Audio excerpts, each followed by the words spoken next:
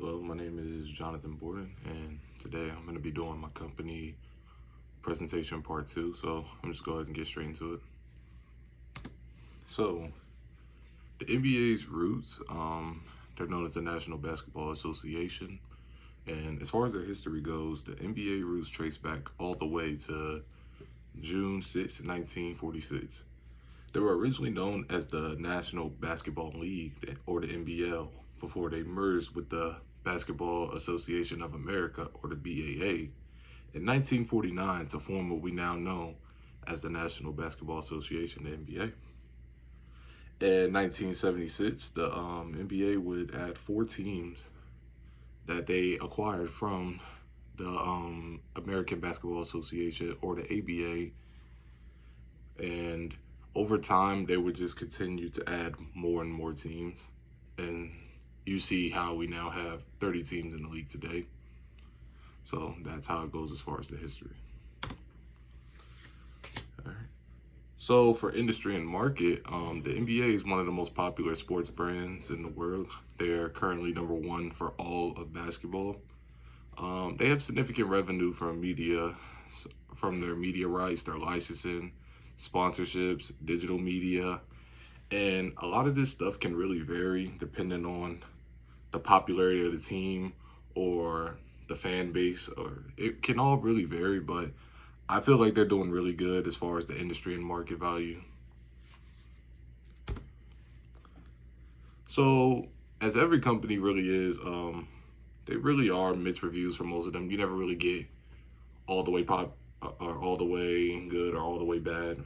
But for a brand this big, the positives would be that they receive from, I guess, their game quality. They said the game quality and the entertainment is up there.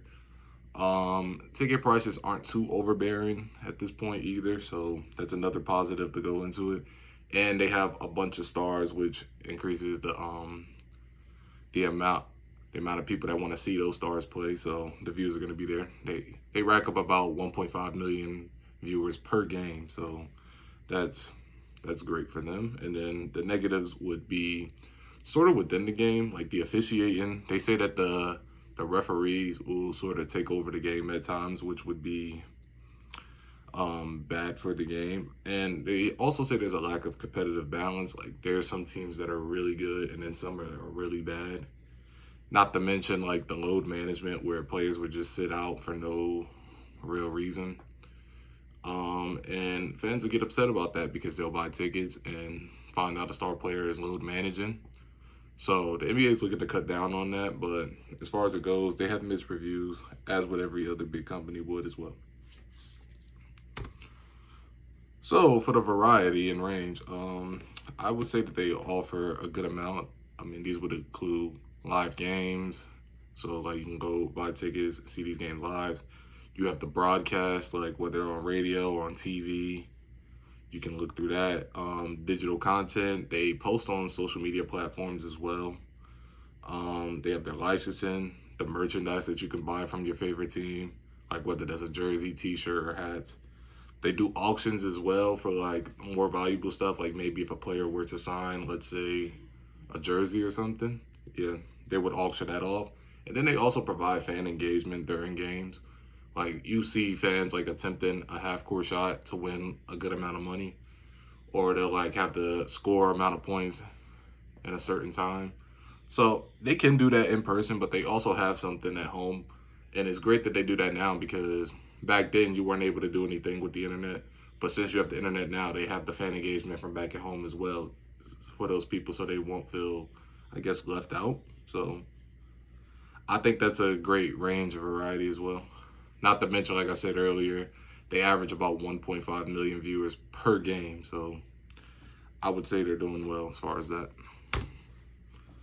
And for their social responsibility, I would say that they're quite active in regards to it. Their NBA Cares program being the top program they have. So the main goal for NBA Cares is to help with change towards issues that fans and communities like face. Like you'll see, one of the prime examples was the hurricane that took place in Houston. The NBA Cares put a lot into that. I mean, I know other teams will also do it as well. Like the Houston Rockets put a lot of money into it, Golden State Warriors. But yeah, the NBA Cares will try to do their part in helping. And then the NBA Green also helps with environmental sustainability as well. So it's kind of like a 2-for-1 there. And then the NBA Total Health, which pretty much helps with your mental and physical wellness. And their main goal is to help sustain wellness within their communities and fans. So that's going to be it for my presentation. I hope that I was able to teach you something from this, and I'll see you in the next one.